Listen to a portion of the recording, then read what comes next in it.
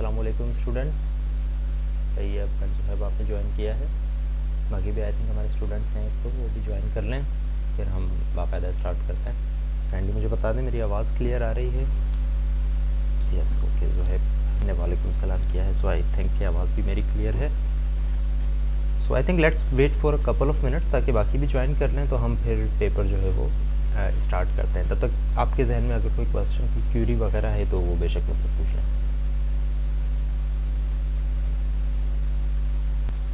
Alright students, I hope आवाज़ मेरी अब भी क्लियर होगी आप सबके पास। सो आई थिंक लेट्स स्टार्ट। बड़े गौर से आप सब चीज़ें सुनेंगे because this session is specifically for exam description, और आई डोंट वांट कि आज के लेक्चर में कोई ऐसी चीज़ मिस हो जाए जो कि, या आज के सेशन में कोई ऐसी चीज़ मिस हो जाए जो कि अगले 1-2 दिन आपको परेशान करती रहे और फिर आपका फाइनल एग्ज़ाम उसकी वजह से अफेक्ट हो। So let's start. I think screen आपको अभी तक शो नहीं हो रही। Let me share the screen with you and then we will start. Alright, I think screen अब विजिबल है आप सबको and the exam is on your screen. अच्छा, अभी फ़िलहाल आप लोगों ने कहीं और नहीं देखना है। कहीं और का मतलब है कि किसी और जगहों पर जो कि अभी मैं बताने लगा हूँ आपको कुछ चीज़ें, बस ये है कि आप लेक्चर अच्छी तरह से देख लें, सुन लें, सेशन को अच्छी तरह से अटेंड कर लें, तो everything will be okay with you. I think जो मैं बात करना चाह रहा हूँ इस बेसिकली वो ये है कि आपको ये वाला जो एग्ज़ाम है, मैंने ये एग्ज़ाम शेयर कर दिया है आपकी गूगल ड्राइव के ऊपर भी, जो tiny.cc वाला है, tiny.cc/pf फॉल 2020 SMIU, वहाँ पर भी मैंने शेयर कर दिया है। और साथ ही साथ LMS के ऊपर भी मैंने इसको रख दिया है, अभी अपडेट किया है मैंने, और उसी के साथ आपको ईमेल भी आ जाएगी। ईमेल मैंने अभी तक सेंड नहीं की है, ईमेल मैं आपको कुछ देर में सेंड कर दूंगा, बट आई डोंट थिंक उसकी कोई नीड रहेगी अगर आप ये सेशन अटेंड कर लेते हैं, बट स्टिल मैं दोनों तीनों मीडियम से आपको जो है वो सेंड कर दूंगा ये। अच्छा, let's start. So okay, I think मैं चैट बॉक्स भी ज़रा ओपन कर लूँ अपने सामने। आपकी कोई क्वेश्चंस हो तो वो साथ साथ भेजते जाइएगा, बेशक मैं उनको भी एड्रेस कर लूँगा।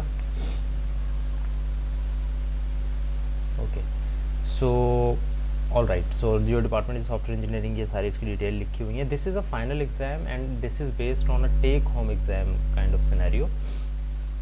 जिस तरह से मैंने आपको बताया भी था हमारी लास्ट क्लासेस में कि it will be a take home exam, which means you will have adequate amount of time to solve it just like an assignment, but not the exact time of assignment जो कि आपको तकरीबन हफ्ता 10 दिन late मिलते थे, ये उस तरह नहीं होगा।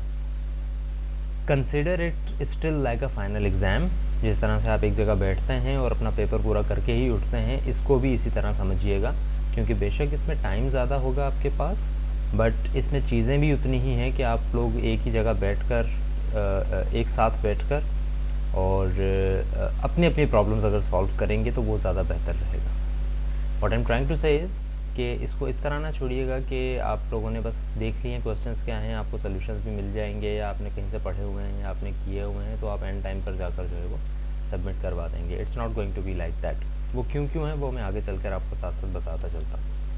सो anyways, the due date for this exam is Friday January 29, नहीं गलत लिख दी मैंने, सॉरी अबाउट दैट। मुझे ये फाइल अपडेट करनी पड़ेगी because the due that is 27th, Wednesday 27th। ठीक है, मैंने प्रोग्रामिंग का ही खोला है ना, यस ठीक है, ये थोड़ी सी टाइमिंग मिस्टेक मुझसे हो गई। It's going to be Wednesday the 27th, जो कि आपको LMS के ऊपर भी आई थिंक यही चीज़ नज़र आ रही होगी। मैं इसको अपडेट करके फाइल को जो है आपके सामने रख देता हूँ। सो ऑन SMIU LMS, और इसकी जो ड्यू डेट है वो आपको LMS के ऊपर भी सबमिट करवाना है और इस ईमेल के ऊपर भी सबमिट करवाना है। दोनों की ड्यू डेट January 27th यानी वेडनेसडे ही है, 4:30 PM के बाद नहीं। यानी कि अगर आप आज से अंदाज़ा लगाएं तो आपके पास कम व बेश 48 आवर्स होंगे, बल्कि 48 से भी ज़्यादा होंगे। So let's get into the problem set. Again I am telling it again and again, अगर कोई क्वेश्चन है, कोई चीज़ समझ नहीं आ रही है, किसी चीज़ में कन्फ्यूजन हो गई है, तो वो मुझे भेजते जाए, मैं साथ साथ एड्रेस कर दूंगा उसको। ये अपने पास नोट कर ले, जब मैं पेपर ख़त्म कर दूँ तब आप पूछ लें, जैसे आपकी मर्ज़ी। So question number 1 is saying that design a flow chart for the following systems. नीचे कुछ प्रॉब्लम्स दी गई हैं, उन सबके फ्लो चार्ट्स आपने डिज़ाइन करने हैं। Number 1 is a system that reads numbers in variable x and y and calculate x power y and then prints it. Number B is read 4 lengths A, B, C and D and find out whether they can form a valid square or not. आपने 4 lengths user से read करनी है। User length A देता है 2, length B देता है 6 और whatever। जब ये चारों नंबर्स आपके पास आ जाएं तो आपने चेक करना है कि आया ये चारों साइड्स एक स्क्वायर की हो सकती हैं या नहीं, वैलिड स्क्वायर की। फ्लो चार्ट बनाना है अपने इसके लिए भी, तीनों सवालों के लिए फ्लो चार्ट बनाना है आपने। Question number 3 is running on a particular treadmill you burn 3.9 calories पर मिनट। ट्रेडमिल जो मशीन होती है जिसके ऊपर रनिंग करते हैं, अक्सर जिम्नाजियम्स में आपको वो नज़र आती है, तो वो जो मशीन है उसको ट्रेडमिल कहा जाता है। उस ट्रेडमिल के ऊपर लेट सपोज अगर एक शख्स रन करता है, भागता है, तो वो 3.9 कैलोरीज बर्न करता है 1 मिनट में। यानी अगर वो 1 मिनट में भाग रहा है, 1 मिनट भागता है, तो वो 3.9 कैलोरीज बर्न करता है। आपने फ्लो चार्ट इस तरह का बनाना है कि that uses a loop to display the number of calories burned after 10, 15, 20, 25 and 30 minutes. यानी कि आपने एक लूप लिखना है जो कि प्रिंट करता जाए इन 5-6 मिनट्स की जो है वो स्टेटस। यानी कि भाई 10 मिनट बाद आप कितने जो है वो कैलोरीज बर्न कर लेंगे, 15 के बाद कितने करेंगे, 20 के बाद कितने करेंगे, 25 के बाद कितने करेंगे, 30 के बाद कितने करेंगे। ये लूप इतनी दफ़ा चलेगा और ये चीज़ें प्रिंट कर देगा। इसमें हर एक जो है प्रॉब्लम है, इसके 2 पॉइंट्स हैं हर एक फ्लो चार्ट के, विच मीन्स कि इस पूरे क्वेश्चन 1 के आपके 6 पॉइंट्स जो है वो असाइन किए गए हैं। क्वेश्चन नंबर 2 पर आते हैं। Question number 2 is again in divided in parts. इसके 2 पार्ट्स हैं, ए और बी, और इसमें आपने फ्लो चार्ट नहीं बल्कि सी का कोड लिखना है। You have to write C codes for the following problems. 2 problems हैं। नंबर 1 प्रॉब्लम पे आते हैं। Write a program that prompts the user to enter 2 numbers x and y and then it will check the numbers and print one of the following। करना क्या है कि user से 2 numbers लेने हैं x और y, और फिर चेक करना है उन नंबर्स के बारे में इन कंडीशंस के ऊपर, और जिस तरह की कंडीशन है आपने वो चीज़ प्रिंट करनी है। जैसे कि अगर वो दोनों numbers, if both numbers are even, अगर दोनों नंबर जो यूज़र ने एंटर किए हैं वो इवन है तो आपने प्रिंट कर देना है you have entered 2 even numbers. अगर वो कहता है if both numbers are odd है तो फिर आपने प्रिंट कर देना है दोनों ऑड है। अगर एक ऑड है और एक इवन है तो आपने प्रिंट कर देना है एक ऑड है और एक इवन है। इसमें लिखा हुआ order does not matter, which means it doesn't matter कि वो पहले ऑड दे रहा है या पहले इवन दे रहा है। बस आपने ये चेक करना है कि ऑड इवन अगर अलग अलग हैं तो आप बता दें कि एक इवन है और एक ऑड है, दैट्स इट। ये एक प्रॉब्लम है। प्रॉब्लम की नोयत को हमेशा गौर से सुनकर और उसी नोयत को सॉल्व करना है। एक सिर्फ आपको मैं मसला बता देता हूँ इस प्रॉब्लम का, बाकी सब प्रॉब्लम्स में मैं मसले नहीं बताऊँगा, ताकि आप लोग थोड़ा विजिलेंट होकर सोचें कि एक्चुअली प्रॉब्लम क्या रही है। जैसे कि इस प्रॉब्लम में अगर आप सोल्यूशंस करेंगे बग़ैर सोचे समझे, यानी इतना ज़्यादा प्रॉब्लम पर जोर दिए बगैर, तो अक्सर स्टूडेंट इस तरह से कर देते हैं कि वो पहला नंबर रीड करते हैं और बताते हैं कि दिस इज़ इवन, दूसरा रीड करते हैं और बताते हैं दिस इज़ इवन। ये प्रॉब्लम नहीं है कि आपने एक नंबर रीड करके इवन बताना है और दूसरे नंबर रीड करके इवन या ऑड बताना है। प्रॉब्लम ये है दोनों रीड कर लें और फिर एक ही चीज़ प्रिंट करें, और वो एक ही चीज़ दोनों नंबर के बारे में बतानी चाहिए। एक ही लाइन होनी चाहिए कि बोथ नंबर्स आर इवन या बोथ नंबर्स आर ऑड या 1 number is even 1 number is odd. एक ही लाइन प्रिंट होगी, अलग अलग नहीं कि भाई एक रीड हो गया उसका बता दिया, फिर दूसरा रीड हो गया उसका बता दिया। ऐसा नहीं है, दोनों रीड करने उसके बाद फिर एक ही चीज़ प्रिंट करनी है आप। ओके, प्रॉब्लम नंबर 2 पर आते हैं। तो क्वेश्चन नंबर 2 का B part, take an alphabet, कोई अल्फ़ाबेट रीड करें A B C X Y whatever, it can be upper case and lower case as well, and display its inverse case, upper case और lower case and vice versa. यानी कि जो alphabet user ने जिस case में दिया है उसका उलट केस जो है वो प्रिंट करें। अगर उसने स्मॉल सी एंटर किया है तो आप कैपिटल सी प्रिंट कर दें। अगर उसने कैपिटल जेड प्रिंट किया है तो स्मॉल जेड प्रिंट कर दें। उसका इन्वर्स केस आपने प्रिंट करना है। अपर केस है तो लोअर केस में प्रिंट करें, लोअर केस है तो अपर केस में प्रिंट करें। सिर्फ एक कैरेक्टर जो है वो आपने रीड करना है, सिर्फ एक अल्फ़ाबेट आपने यूज़र से रीड करना है। अच्छा, इसमें भी 2 पॉइंट्स हैं, 2 पॉइंट इसके 2 पॉइंट इसके, 4 points of this whole question number 2। Moving on, question number 3, write a C program that print those elements of a 2D array. इस क्वेश्चन नंबर 3 को देखिएगा, इस 10 पॉइंट्स का पूरा क्वेश्चन है ये, ज़रा गौर से इसको सुनिएगा कि इसमें करना क्या है। Write a C program to print those elements of a 2D array which are multiple of array size, and you have to construct a function to find and print the numbers, pass array as argument. हम ये भी सब कुछ आता है हमको यहाँ पर, pass array as argument किस तरह से होता है और ये सारी चीज़ें. The problem is saying कि एक C प्रोग्राम लिखें जो 2D एरे को यूज़ करता है, और 2D एरे का आपको पता है कि इस तरह की शक्ल होती है, रोज एंड कॉलम्स वाली, और उस 2D एरे में कुछ एलिमेंट्स भी हैं, चाहे वो आपकी मर्जी है यूज़र से लें या खुद एंटर कर दें. I am not interested in that, you just have to have numbers in a 2D array. वो जो 2D एरे में नंबर्स हैं, आपने उन 2D एरे में से वो नंबर्स प्रिंट करने हैं, सिर्फ और सिर्फ वो नंबर्स प्रिंट करने हैं. उन 2D एरे में 10 एलिमेंट्स हैं तो आप 1 प्रिंट कर दें या 5 प्रिंट कर दें, लेकिन कौन से प्रिंट करने हैं? वो एलिमेंट्स प्रिंट करने हैं जो कि मल्टीपल हों एरे साइज के. एरे साइज के मल्टीपल हों. एरे साइज क्या है भाई? जैसे कि इस एग्जांपल को देखें तो इस एग्जांपल में 6 एलिमेंट्स हैं, एरे साइज 6 है क्योंकि 3 रोज हैं और 2 कॉलम्स है. 3 by 2 is 6. एरे साइज तो आपको पता है इसी तरह से कैलकुलेट होता है 2D एरे का, जितने रोज जितने कॉलम से मल्टीप्लाई कर देंगे तो वो टोटल नंबर ऑफ वेरिएबल्स आपके पास आ जाएगा. तो ये जो टोटल एरे साइज है विच इज़ 6 हेयर, 6 वेरिएबल्स हैं हमारे पास इस पूरे 2D एरे में. तो इनमें से मुझे वो एलिमेंट्स प्रिंट करने हैं जो कि 6 के मल्टीपल हैं. मल्टीपल का मतलब ये है क्या 5 6 से पूरा डिवाइड हो जाता है? नहीं होता ना. इसका मतलब है कि 5 6 का मल्टीपल नहीं है, 12 6 का मल्टीपल है, 18 6 का मल्टीपल है, और ऑब्वियसली 6 खुद भी 6 का मल्टीपल है. तो 12 18 and 6 are the multiples of array size, that is 6, and hence output should be 12 18 and 6.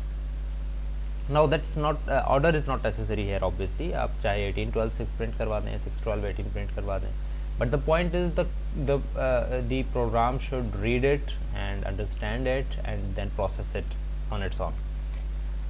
अच्छा, ये सारी चीज़ें आपने खुद करनी हैं. इसका मतलब ये नहीं है कि आपने सिर्फ अपनी तरफ से जो नंबर्स दिए हैं आप उन्हीं को लेके प्रिंट ऑफ कर दें. It's not like that. Numbers change भी हो सकते हैं, मैं अपने नंबर्स भी दे सकता हूँ, मैं अपना एरे भी चेंज कर सकता हूँ. Your program should work for everything. दूसरा पार्ट इस क्वेश्चन का जो है वो ये है कि construct a function. You have to construct a function for that. यानी कि आपने एरे तो बना दिया मेन फंक्शन के अंदर, आप प्रिंटिंग भी मेन फंक्शन के अंदर करेंगे. Sorry no, printing main function के अंदर नहीं करेंगे. आप जो है एरे बना देंगे मेन फंक्शन के अंदर, और फिर ये सारा काम यानी कि फाइंड करना कौन कौन से नंबर्स है और उनको प्रिंट करना, ये दोनों काम आपने एक फंक्शन में करना है. आप एक फंक्शन बनाएंगे, यानी कि आपका एक्चुअली जो आपका एरे होगा वो मेन फंक्शन में बनेगा, लेकिन आप ये फाइंडिंग और प्रिंटिंग जो है वो एक दूसरे फंक्शन में कर रहे होंगे जो आप बनाएंगे. विच मीन्स कि आपको वो जो एरे बनाया हुआ है मेन में वो एज एन आर्ग्यूमेंट पास करना पड़ेगा उस फंक्शन को. Right. So this is your question number 3. Question number 4 पर आते हैं. क्वेश्चन नंबर यहाँ पर भी थोड़ी सी गलती हो गई मुझसे, आई थिंक यस सही है. Question number 3 and then 4. Yes, I think it's okay. Let's गो.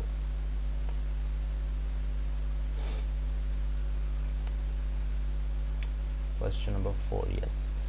अच्छा, write a C program that reads a word from user. Reads a word from user, string input होगी, पूरा का पूरा वर्ड आपने use करना है, यूज़र से एंटर करना है. Again remember it's you have to read a word not a sentence. यानी स्पेसेस वगैरह नहीं है, सिर्फ आपने वर्ड यूज़ करना है. अच्छा, without spaces and in lower case. अच्छा, ये भी ज़रा गौर कर लें कि आपने लोअर केस के अंदर ही यूज़र से रीड करना है, अपर केस में आपने रीड नहीं करना है. आप चाहें तो वैलिडेशन लगा दें इसके ऊपर कि आप चेक कर लें कि सही यूज़र ने एंटर किया है या नहीं, वरना that's not the part of the question. आप बेशक यूज़र अगर गलत देता है तो आपका प्रोग्राम भी गलत जवाब दे दे, लेकिन अगर वो लोअर केस और इसमें देता है तो फिर आपके प्रोग्राम ने क्या करना है वो आगे बताते हैं.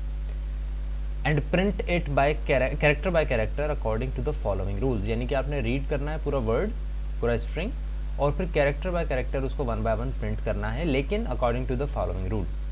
क्या रूल्स हैं? अगर एक लफ्ज़ एक कैरेक्टर वॉवेल है तो उसका आस्की प्रिंट करना है आपने. अगर कॉन्सोनेंट है तो वो 2 दफ़ा प्रिंट करना है आपने कैरेक्टर. अगर उसके अलावा वॉवेल और कॉन्सोनेंट के अलावा कुछ है, यानी कोई नंबर है, कोई डैश है, कोई हाइफन है, कुछ भी है, तो फिर आपने उसको प्रिंट ही नहीं करना. That's it. अब इसमें देखें है क्या. फॉर एग्जाम्पल आपकी इनपुट है गिडी-अप, GIDDY-UP. तो अब इन पे देखें रूल्स क्या क्या अप्लाई हो रहे हैं. क्या जी वॉवेल है? वॉवेल नहीं है. कॉन्सोनेंट है तो फिर जी क्या होगा? प्रिंट ट्वाइस होगा. जी देखें 2 दफ़ा प्रिंट हो गया, ये आउटपुट आ रही है आपकी. फॉलो अगर कर सर आउटपुट कंटेंट्स जी। ठीक है। अच्छा, अगली चीज़ है आई कॉन्सोनेंट है, वॉवेल है, तो फिर इसका आस्की प्रिंट हो जाएगा, आई का आस्की आ गया 105। उसके बाद डी क्या है, डी कॉन्सोनेंट है तो 2 दफ़ा प्रिंट होगा, यानी डी आ गया। फिर अगली दफ़ा भी डी है तो वो कॉन्सोनेंट है, प्रिंट वाइस होगा, अगली दफ़ा एक और डी आ गया। वाई कॉन्सोनेंट है, वो भी 2 दफ़ा प्रिंट हो जाएगा। फिर डैश आता है, तो डैश ना वॉवेल है ना कॉन्सोनेंट है तो वो प्रिंट ही नहीं होता वाई के बाद। यू कॉन्सोनेंट है तो वो 2 दफ़ा प्रिंट हो जाता है, सॉरी हाँ, यू वॉवेल है तो वो उसका आस्की प्रिंट हो जाता है 117। पी कॉन्सोनेंट है तो वो 2 दफ़ा प्रिंट हो जाता है। ठीक है, तो आप यहाँ पर देखें जी के ऊपर रूल नंबर 2 अप्लाई हुआ है, आई के ऊपर 1, डी के ऊपर 2, डी के ऊपर 2, डैश के ऊपर 3, वाई के ऊपर 2, यू के ऊपर 1 और पी के ऊपर 2 रूल नंबर अप्लाई हुआ है। अगेन अनदर पार्ट कह लें उसको, या another twist in this question is that you would have to write a different function for each rule. हर रूल के लिए अलग फंक्शन होगा, यानी आप अंदाज़ा तो लगा लेंगे कि ठीक है ये चीज़ एक वॉवेल है, लेकिन वॉवेल के साथ जो काम होना है, यानी उसका कैरेक्टर आस्की प्रिंट होना है या उसको 2 दफ़ा प्रिंट होना है, वॉट ये जो काम है ये एक अलग फंक्शन में होना चाहिए। यानी आपने बस मेन के अंदर ये अंदाज़ा लगाना है कि एक चीज़ वॉवेल है या कॉन्सोनेंट है या अदरवाइज़ है, जो भी हो आप उसके मुताबिक उसका फंक्शन कॉल करें। Function number 1, function number 2, function number 3, function of vowel, function of consonant, function of otherwise call करें, और ये जो बाकी काम है यानी कि रूल्स के जो हैं ये उन फंक्शंस के अंदर हो रहे हों। 10 पॉइंट्स का है ये क्वेश्चन, और हर एक जो है रूल के लिए इसमें 2 पॉइंट्स मुख्तस किए गए हैं, यानी कि हर एक रूल के लिए 2 पॉइंट्स हैं, लेकिन ये है कि पूरा क्वेश्चन 10 पॉइंट्स का है, विच मीन्स कि आपके बाकी जो 4 पॉइंट्स हैं that is for your main reading, and vowel और कॉन्सोनेंट अलग अलग किस तरह से होंगे और ये सारी चीज़ें। फंक्शंस आपके 2 पॉइंट्स के ईच फंक्शंस हैं। अच्छा, लास्ट क्वेश्चन पे आते हैं, question number 5, and that is write a C program to read 5 integers from user in an array. एक एरे के अंदर 5 नंबर्स यूज़र से एंटर करवाने हैं हमने, इंटीजर्स, और फिर प्रिंट करने हैं numbers that occur more than once, और सिर्फ वो नंबर्स मुझे प्रिंट करवाने हैं जो कि एक से ज़्यादा दफ़ा प्रिंट हो रहे हैं, यानी एक से ज़्यादा दफ़ा हूँ आपके एरे में। And again for all of this thing you have to construct a function to find and print the numbers, which means the main array will be in your main function, but to find that those numbers जो कि आपने print करने हैं और उनको print करने का काम ये सारा एक अलग फंक्शन में होगा, विच मीन्स कि यहाँ पर भी आपको एरे को आर्ग्यूमेंट के तौर पर पास करना पड़ेगा एक दूसरे फंक्शन में। So for example your array is 6, 8, 7, 6, 7, see 5 numbers हैं, तो आप कहेंगे कि भाई the numbers that occur more than once are 6 and 7, 6 और 7 वो नंबर्स हैं इसमें जो कि एक से ज़्यादा दफ़ा आ रहे हैं। इसी तरह अगर आपका एरे ये है तो आप कहेंगे the numbers that occur more than once are none, कोई भी नहीं है इसमें जो एक से ज़्यादा दफ़ा आ रहा हो। अगर ये है तो फिर numbers that occur more than once are just 8 आ रहा है, एक से ज़्यादा दफ़ा 3 दफ़ा आ रहा है, इसके अलावा कोई 3 दफ़ा एक से ज़्यादा दफ़ा नहीं आ रहा। इसके भी 10 पॉइंट्स हैं आपके। ठीक है, अभी तक कोई क्वेश्चन अगर जहन में आ रहा है तो मुझसे पूछें। अच्छा, ये फ़ाइल मैंने आप लोगों के साथ शेयर भी कर ली है, तो इट्स ओके अगर आप जाकर अपनी फ़ाइल अपने मोबाइल फ़ोन्स में या लैपटॉप्स में अगर ओपन कर लेते हैं, बेशक 5 मिनट ले लें और हर एक क्वेश्चन को देखें कि क्या क्या चीज़ें हैं। आपको कोई चीज़ बग कर रही है, कोई चीज़ समझ नहीं आ रही तो वो मुझसे अभी पूछ लें बेशक। आई थिंक हम गैप ले लेते हैं थोड़ा सा, आप क्वेश्चंस को दोबारा से पढ़ लें, दोबारा से समझ लें, और फिर उसके बाद कोई क्वेश्चन कोई क्यूरी है तो मुझे बता दें। टेक आई थिंक 5-10 मिनट्स आप ले लें और उसके बाद फिर मुझे बताएं क्या करना है।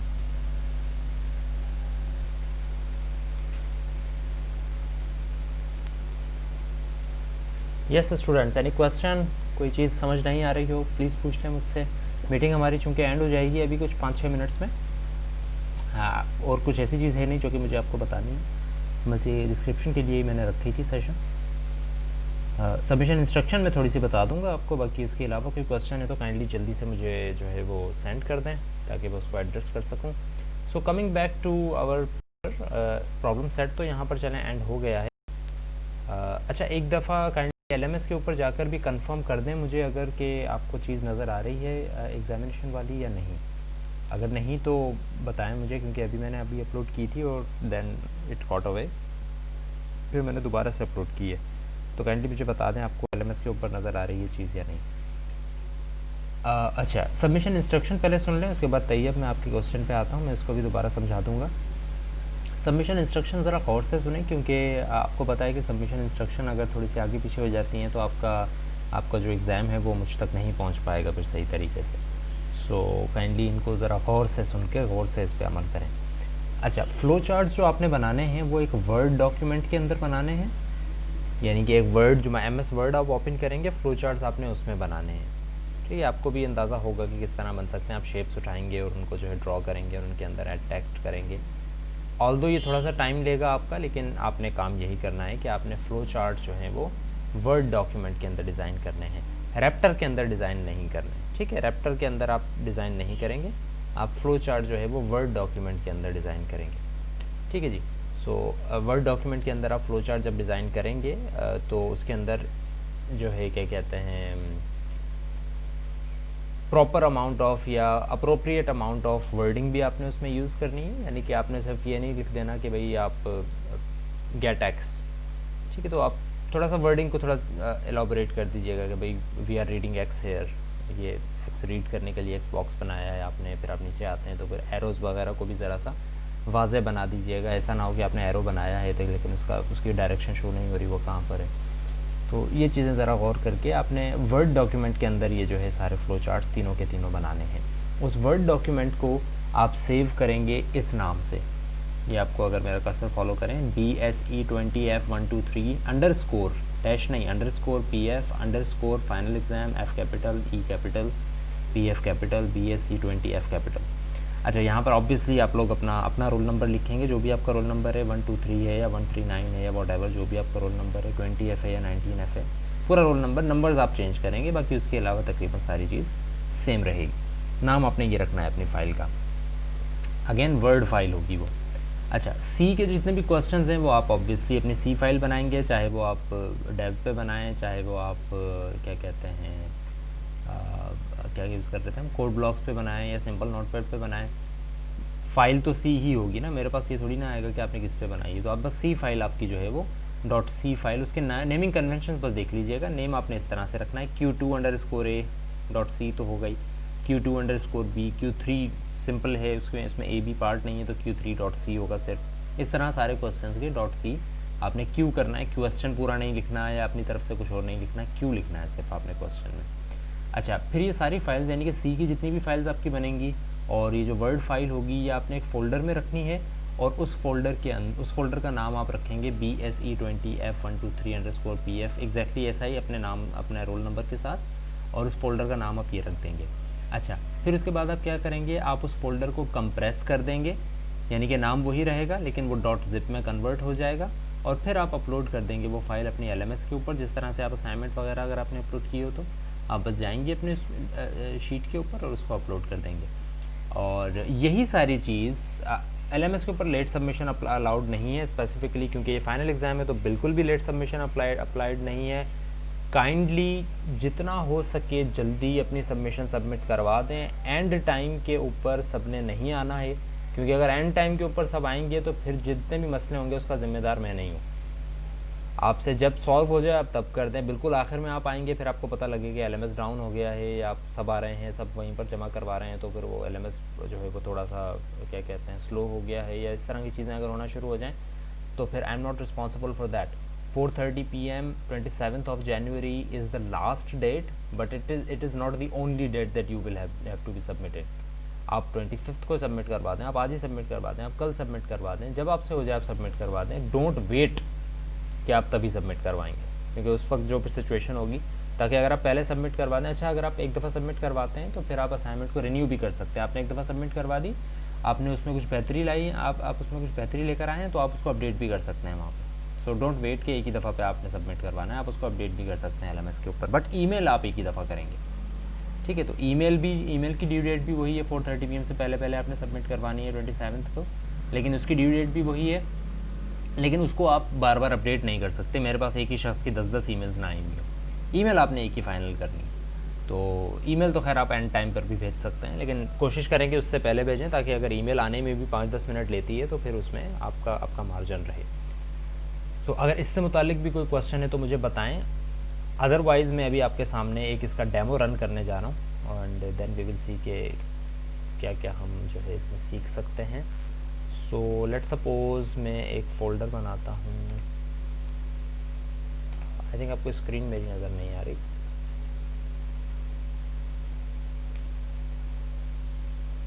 अब आई थिंक आपको नज़र आ रही होगी स्क्रीन। अगेन क्वेश्चन कोई आपके सामने आ रहा हो तो मुझे बताते जाइएगा।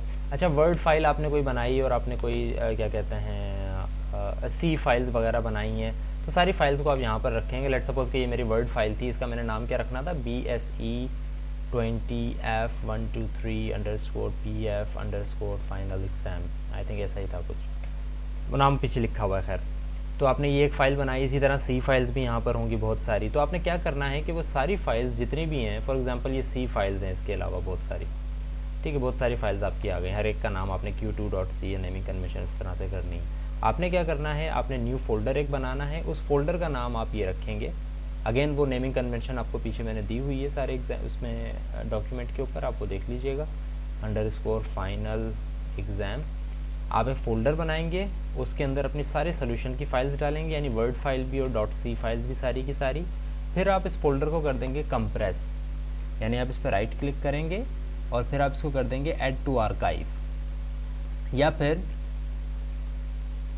.r लिखा हुआ है, चल ऐड टू आर्काइव पर ही आ जाएं आप। ऐड टू आर्काइव आप करेंगे, जब आप ऐड टू आर्काइव इसको करेंगे तो अच्छा, हमारी मीटिंग शायद अभी एंड हो जाए, बल्कि एंड हो गई है। Let's rejoin I think.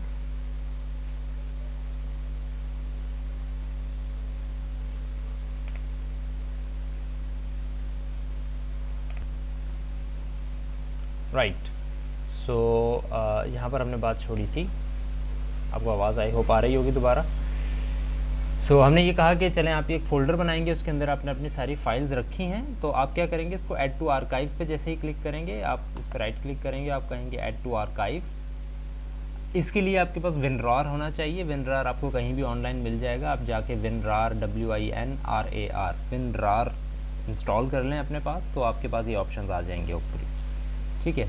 Otherwise internet से ज़रा कंसल्ट कर लीजिएगा कि ऐड टू आर्काइव किस तरह से करते हैं, कंप्रेस किस तरह से करते हैं। लाजमी आपने कंप्रेस करके ही भेजनी है फाइल, उसके अलावा आप WinRAR भी यूज़ कर सकते हैं, आप 7zip भी यूज़ कर सकते हैं। मैं इन दोनों चीज़ों के नाम आपको चैट बॉक्स में भेज रहा हूँ, या आप WinRAR यूज़ करें या 7zip यूज़ करें, इस तरह की कुछ और चीज़ें भी हैं जो कि आप यूज़ कर सकते हैं। बहुत मामूली सॉफ्टवेयर होंगे ये, कोई तकरीबन 8-10 MB के, जो कि आप इस्तेमाल कर सकते हैं।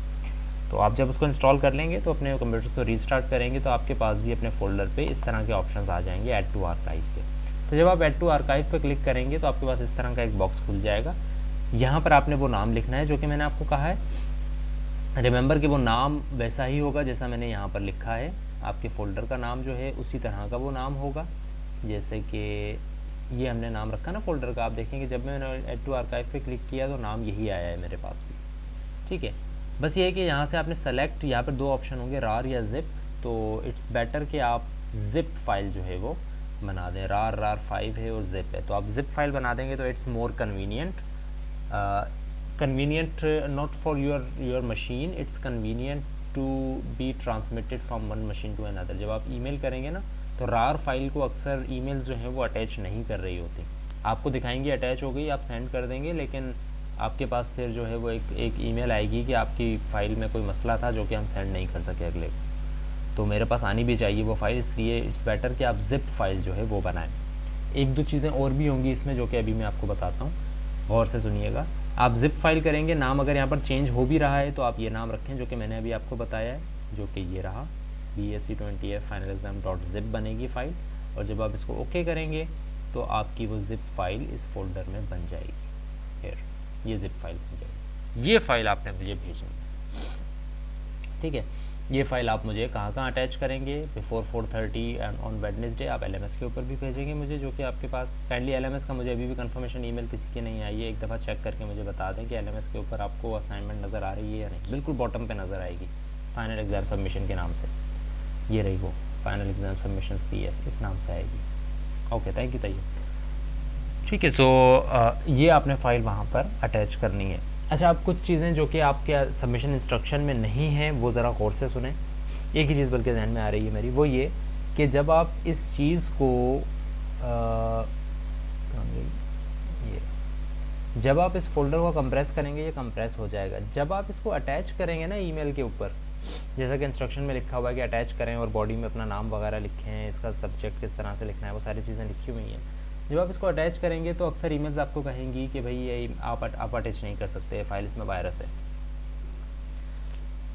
वो क्यों है वायरस, इस बात को ज़रा गौर से सुने। इस बात कहने का मतलब ये है कि जब आप यहाँ पर आपकी सी फाइल होगी ना, तो आपने जैसे कि सी फाइल बनाई है question2.c, वो आपने डेव पे बनाई है या कोड ब्लॉक्स पे, आप जब उसको चलाते हैं तो आपको याद होगा कि जैसे ही आप उसको चलाते हैं तो जहाँ पर आपकी सी फाइल होती है वहाँ पर एक दूसरी फाइल बनती है जिसको हम ऑब्जेक्ट कोड कहते हैं या आपका बाइनरी कोड कहते हैं। Remember that?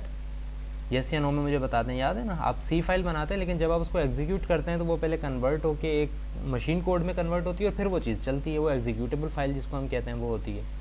अब वो जो एग्जीक्यूटेबल फाइल यहाँ पर बनती है ना, उसको ईमेल जो है वो वायरस कंसिडर करता है। तो रिमेंबर कि आपने मुझे सिर्फ और सिर्फ सी फाइल्स भेजनी है। आपकी कंपाइलेशन की वजह से या रनिंग की वजह से कोई एक्स्ट्रा फाइल्स अगर बन रही हैं ना आपके फोल्डर में, उनको डिलीट कर देना भेजने से पहले, कंप्रेस करने से पहले। करते हुए, चेक करते हुए बेशक आप उसको चलाएं, आपके पास फाइल्स बन रहे हो, मेरा कोई इससे गर्ज नहीं है, लेकिन जब आप उसको कंप्रेस कर रहे हो ना तो मेक श्योर कि कंप्रेस्ड फाइल जो होगी आपकी, उसके अंदर कोई इस तरह की फाइल ना हो जो कि .c या वर्ड फाइल हो। .c और वर्ड फाइल होनी चाहिए आपके कंप्रेस्ड फोल्डर के अंदर। इसके अलावा कोई अगर .o फाइल आ जाती है, .exe फाइल बन जाती है आपके कंपाइलेशन की वजह से, उनको डिलीट करके आपने कंप्रेस करना है। सिर्फ सी फाइल भेजनी है मेरी तरफ, ताकि वो ईमेल पर भी अटैच हो सके, वरना वो ईमेल पर अटैच नहीं होगी। अक्सर ये इश्यूज आ रहे होते हैं। So that's about it. I think question number 3 Tayyab ने पूछा था, मैं उसको एक दफ़ा एलॉबरेट कर देता हूँ। और and best of luck to you guys then for your exam. Question number 3 कहाँ है? Why is it taking so long? Wait a minute. Okay, yes. So C 2D array है आपका, 3x2 का जैसे ये एरे है। आपका एरे हो सकता है 5x7 का हो, दैट्स अप टू यू, आप जितना एरे बनाना चाहें। और आप जितना बनाना चाहें सिर्फ उसके लिए नहीं, मैं उस एरे को चेंज भी कर सकता हूँ। हो सकता है आप 3x2 का बनाएं, मैं अपने एरे को चेंज कर दूँ, 7x6 का कर दूँ, लेकिन आपके फंक्शन को मैं चेंज नहीं करूँगा। फंक्शन उसी तरह से काम करना चाहिए। सो है क्या, आपने 2D एरे एक मेन में बनाया, वो 2D एरे लेट्स सपोज ये 2D एरे है वो 3x2 का, उसके अंदर आपने ये वैल्यूज़ एंटर कर दें, यूज़र से लें या खुद ही एंटर कर दें, दैट्स अप टू यू। आपने ये वैल्यूज़ एंटर कर दी, तो 2D एरे में ये चीज़ आ गई, मेन का काम ख़त्म। अब आपने एक फंक्शन बनाना है जिसमें ये एरे जाएगा एज एन आर्गूमेंट या पैरामीटर, आप उसको एक दूसरे फंक्शन में भेजेंगे। उस फंक्शन का काम ये है कि उसने इन सब एलिमेंट्स को देखना है और सिर्फ वो एलिमेंट्स प्रिंट करने हैं जो कि आपके एरे साइज़ के मल्टीपल हों।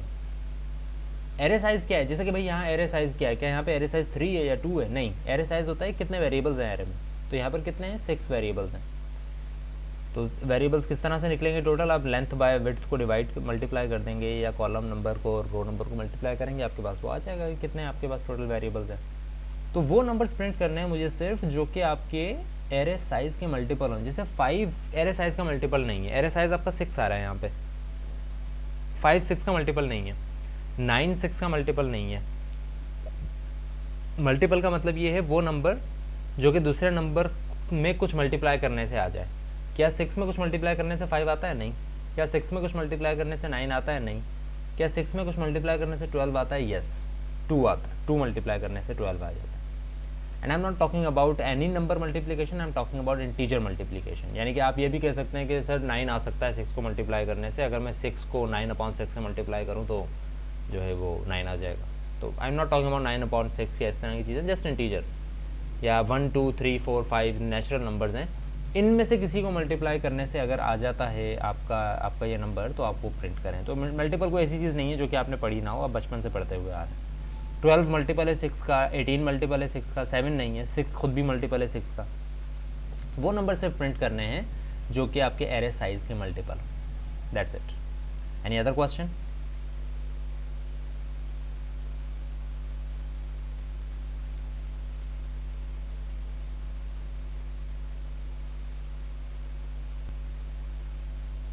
All right then, that's about it. अगर आपके कोई और भी फॉलोइंग क्वेश्चंस हों जो आपको बाद में जहन में आएँ, आप मुझे ईमेल कर दें, बट ईमेल का मैं रिप्लाई करने की कोशिश करूँगा।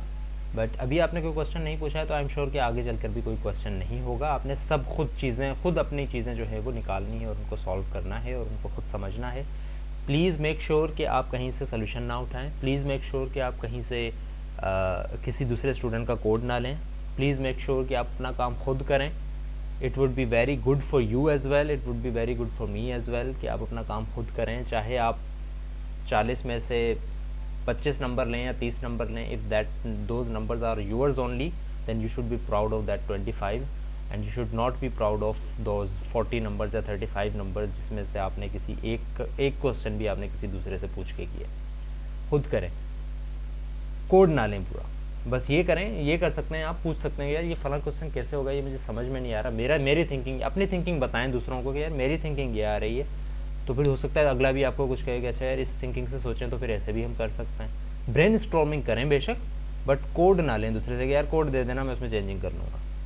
ब्रेन स्टॉर्मिंग करें। ब्रेन स्टॉर्मिंग का मतलब ये है अपने ख्यालात दूसरों को बताएं, दूसरे ख्यालात आपको अपने बताएंगे और उन सब से मिलकर आपके जहन में कोई नई चीज़ें आएंगी और आप अपने सोल्यूशन को अच्छी तरह से कर सकेंगे।